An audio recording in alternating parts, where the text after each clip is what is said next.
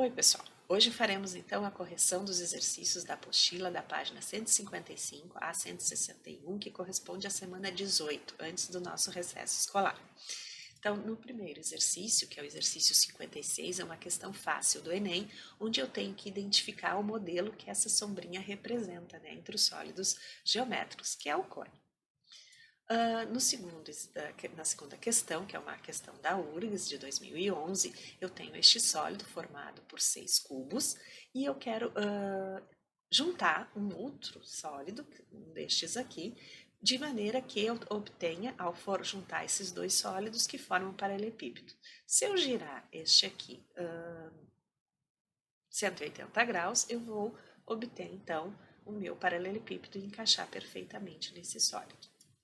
Na próxima questão, eu tenho um sólido geométrico que foi construído dentro de um cubo de aresta 8, de maneira que os vértices P e Q são pontos médios desses segmentos e que os demais vértices aqui, eles coincidem com os vértices do meu cubo. E eu quero calcular o volume desse sólido. Para tanto, se eu observar e considerar como base o triângulo aqui, isósceles, eu tenho um prisma de base triangular. Então, eu tenho que fazer a área da base, que é a área do triângulo, e multiplicar pela altura. A área do triângulo é só fazer 8, que é a base, vezes a altura deste triângulo, que é 8, e dividir por 2.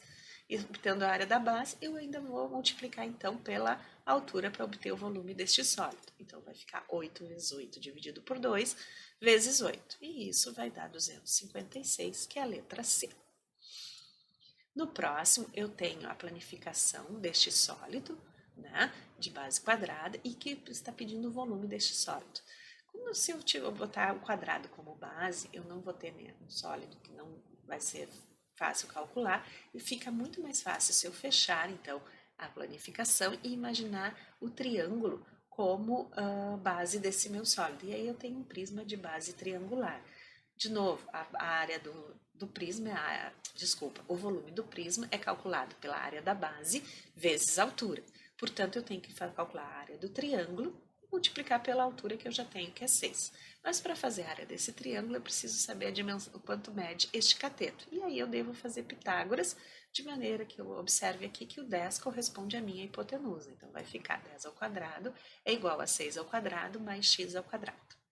E isso vai dar 100 menos 36, que é 64, que dá 8. Então, eu descobri a medida deste cateto. E para fazer, então, o volume, eu vou fazer 6 vezes 8 dividido por 2 e multiplicar pela altura, que é 6.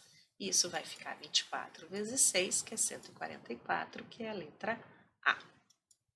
Na próxima situação, diz o seguinte: a figura abaixo mostra um reservatório de água circular reto, com 6 metros de altura. Quando está completamente cheio, o reservatório é suficiente para abastecer por um dia 900 casas, cujo consumo médio diário é de 500 litros de água. Suponha que em um certo dia, após uma campanha de conscientização do uso da água, os moradores das 900 casas abastecidas por esse reservatório tenham feito uma economia de 10% no consumo de água. E aí, nessa condição, qual das afirmativas está correta? O que eu tenho que me dar conta? Que o volume deste cilindro, ele é proporcional à altura. Então, como eles são proporcionais, se eu faço uma economia de 10%, corresponde que eu vou economizar em 10% da altura. Como aqui eu tenho em metros e as medidas aqui estão em centímetros em relação à altura, eu vou trocar para centímetros. São 6 metros, corresponde a 600 centímetros. E vou calcular 10% de 600, o que corresponde a 60 centímetros. Então, eu percebo que a altura do nível da água que sobrou no reservatório no final do dia é igual a 60 centímetros, certo? No próximo, eu tenho uma lata de achocolatado em pó, que tem 10 centímetros de diâmetro e 10 centímetros de altura. E ela é embalada em caixas de papelão com 4 fileiras por 6 latas, conforme a figura a seguir. A caixa comporta 2 latas na altura, tendo como capacidade total 48 latas. Então, com base nos estudos de cilindro e paralelepípedos, afirma-se que, lembre-se que aqui o P eu terei que trocar por 3,14.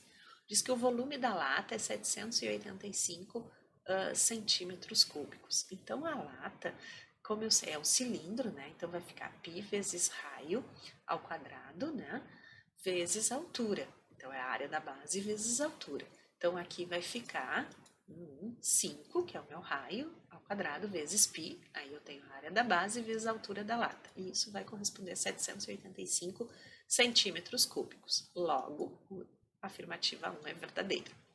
A 2 refere-se à área total de cada lata. Então, a área total de um cilindro eu tenho que fazer 2 vezes a área da base mais a área lateral.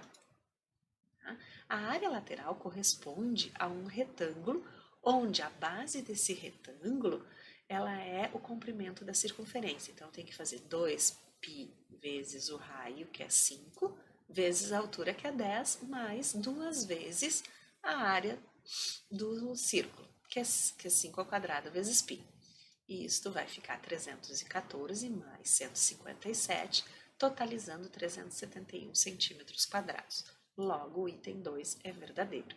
E o item 3 fala que o volume do cubo do papelão, né, é de 24.000 centímetros cúbicos. Então, quais são as dimensões do meu papelão? Aqui eu tenho 4 latinhas, então corresponde a 40 centímetros, já que o diâmetro vale 10, por 6 latinhas de 10 também de diâmetro, então é por 60, e a altura de 2 latas, então corresponde a 20 centímetros de altura. Fazendo essa multiplicação, 60 vezes 40 vezes 20, dá 48.000 centímetros cúbicos.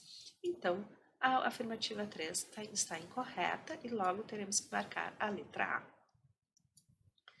O próximo exercício é uma questão fácil do Enem, onde eu tenho 3 planificações e eu tenho que identificar qual é o sólido geométrico que corresponde a essas planificações. Então, o primeiro é o cilindro, o segundo é um prisma de base pentagonal e este aqui é uma pirâmide, né? Portanto, é a letra A.